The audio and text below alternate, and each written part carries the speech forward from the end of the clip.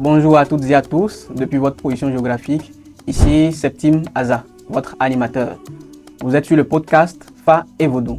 Nous recevons aujourd'hui M. Jean Bosco qui nous vient du Brésil pour partager avec nous quelques subtilités de la culture brésilienne. Monsieur Jean Bosco, bienvenue. Merci beaucoup, M. Aza. Je me nomme Jean Bosco Adesina Sagbo.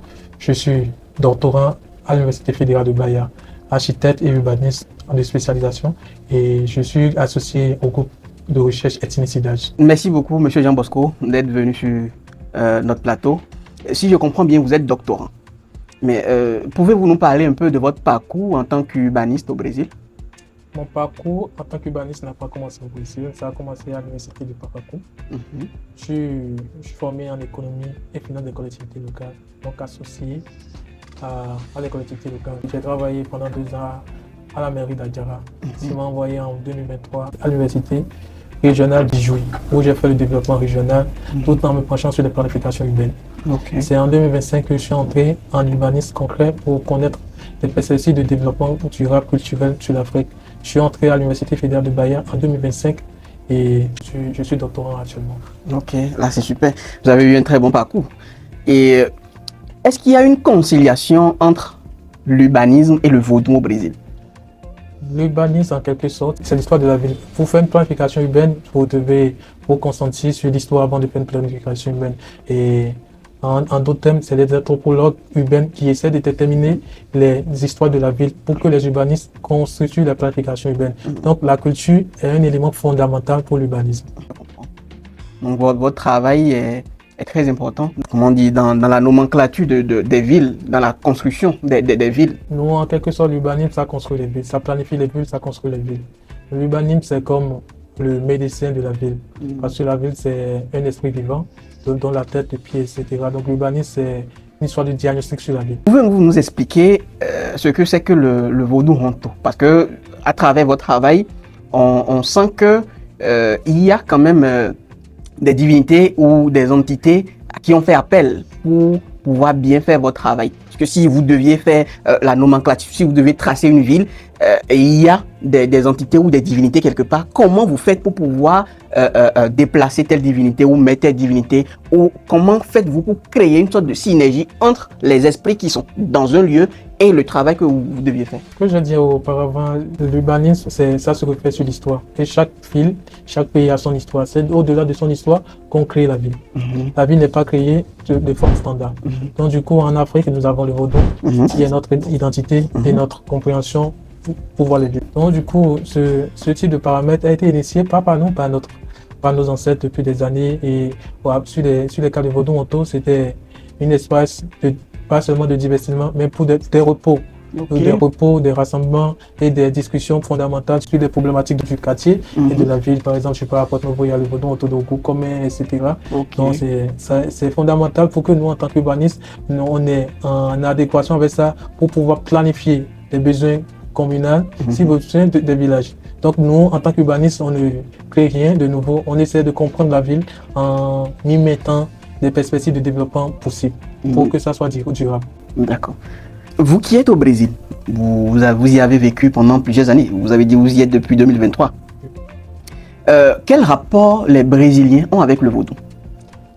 Le rapport du vaudou avec les Brésiliens sont tellement fondamentaux et tellement cruciaux. Le vaudou au Brésil n'est pas appelé le vaudou, ça s'appelle le candomblé, qui a été un nom fond, qui signifie fondamentalement le candomblé. C'est une association de différents pays qui se sont associés et qui se sont définis. Bon, nous, comme en tant que résistance, nous allons adopter ce Dieu pour nous sauver. Donc le vaudou pour les Brésiliens sont pas seulement culturelle et religieuse, mais c'est une forme de résistance, c'est une forme de survie au fait. Le vaudou, ça a été fondamental dans les espaces quilombo. À Bahia, c'est la partie qui occupe le vaudou. Là, c'est très intéressant parce que quand on parle de vaudou, on fait directement allusion à l'Afrique, au Bénin, au Nigeria et autres. Mais comment se fait-il que le vaudou se pratique au Brésil? Comment le vaudou a été intégré au Brésil? En 1702, il y avait l'ouverture des esclaves sur l'Amérique latine et aux Caraïbes. Malgré les dynamiques d'oubli avec l'art de l'oubli, etc., la mémoire des esclaves ne sont pas oubliées. Donc du coup, le vaudou a été incarné comme le candomblé, en termes du sacrétisme, au-delà du christianisme, il y a le vaudou en bas. Donc le vaudou a été déporté par les esclaves durant cette période et a été une force de résistance pour les esclaves béninois et au-delà. Parce que nous avons 3 types de candomblé au Brésil. Nous avons le candomblé de nation Angola, nous avons le candomblé du nation Ketu, le candomblé du nation GG qui sont pour les fonds de nation Ketu, qui sont pour les Yoruba, et de nation Angola qui sont pour le peuple bantou. Le peuple bantou, ça résume l'Angola, le Cameroun, le Congo et le Gabon. Ok. Monsieur Jean Bosco, à vous entendre, on comprend qu'il y a une forte communauté d'afro-descendants qui pratiquent le vaudou au Brésil. Mais quelles sont ces communautés-là et comment fonctionnent-elles? D'après les études statistiques qu'a fait mon groupe de recherche, nous avons 3 types de communautés au Brésil. Il y a le candomblé de nation Ketu, qui a plus de 57% de présence à Bahia. Le candomblé de nation GG, qui sont ceux des fonds, qui a plus de 27%. Et le restant sont de nation Angola, qui signifie le peuple bantou. Et dans le peuple bantou, là on a plusieurs pays. Hein. Nous avons le Congo, l'Angola, le Gabon et le Cameroun. Ok. Pourquoi les Brésiliens sont si attachés à la culture vaudou? Le vaudou, en quelque sorte, c'est un plan de résistance, c'est une identité tellement cachée depuis des années pour lui. Par exemple, prenons mon expérience à Bahia, il y avait une communauté on les appelle, ils sont à Akupi. Et ils célèbrent le Nego Fugido. C'est en disant le Nego Fugido, en quelque sorte, le nègre qui est en train de fuir. Donc, du coup, c'est une cérémonie où ils essaient de mettre les bananiers sur les ranches pour danser. Mais fondamentalement, ils utilisent les concepts du Sakpata. Et ils essaient de louer le Sakpata, faire des festivals de Sakpata, sans que le maître, leur colonisateur, ne soit pas au courant. Donc, le vaudou pour eux, c'est sous forme une résistance, une survie. Et c'est fondamental pour eux de louer le vaudou. Et je vais vous donner, au Brésil, ils ont plus de terreiro qu'on appelle le couvent ici. Le terreiro est x5 des églises au Brésil. Au Brésil. Alors, donc il y a plus de couvents vaudou que d'églises. Là, ça veut dire qu'à un moment donné, le vaudou doit être enseigné. Le vaudou est enseigné dans toutes les dimensions possibles. Au Brésil? Sur le plan culturel, historique. Parce que le vaudou fait partie de l'histoire du Brésil. Donc sur le plan historique et culturel, etc., le vaudou est tellement fondamental. Je ne parle pas de l'initiation, mais je parle de la perfection du vaudou en tant que général, en tant que culturel. Et le vaudou a été enseigné. Par exemple, quand tu rentres dans ma faculté, il y a la statue d'Ogo qui est devant.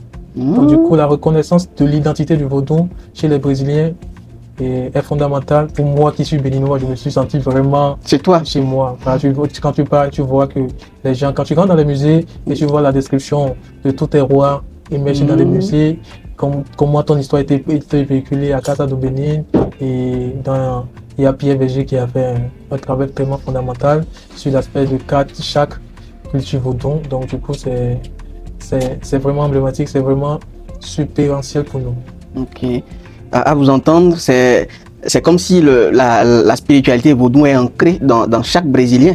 C'est ancré, par exemple, quand vous rencontrez au niveau du carnaval, vous allez rencontrer le Yemancha, qui est une culture, une fête vraiment ancestrale et vraiment en vogue. Je ne sais pas quel type de festival qui regroupe des millions de personnes chaque année. Le Yemancha et beaucoup d'autres cultures. Ok. Mais comment l'État arrive à concilier l'éducation spirituelle ou l'éducation de la masse avec la culture vaudou? L'État, aujourd'hui, il y a une loi qui a été ancrée sur le fait d'apprendre la culture africaine aux enfants. Et ça a été formalisé et obligatoire à tout type de personnes d'apprendre ça depuis l'enfance. Donc cette loi favorisait à ce que le vaudou, parce que le vaudou chez eux, c'est la seule orientation de la culture africaine.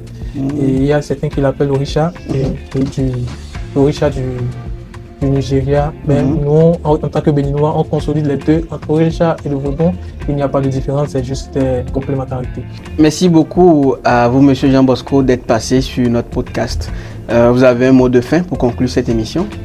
Merci beaucoup à M. Hazard, merci à l'équipe de l'ONG Five Vodou. Nous vous souhaitons plein de succès et beaucoup de persévérance. Merci beaucoup. Merci à vous, nos téléspectateurs. Aujourd'hui, notre podcast Five Vodou tire à sa fin. N'oubliez pas de liker, de commenter et de partager.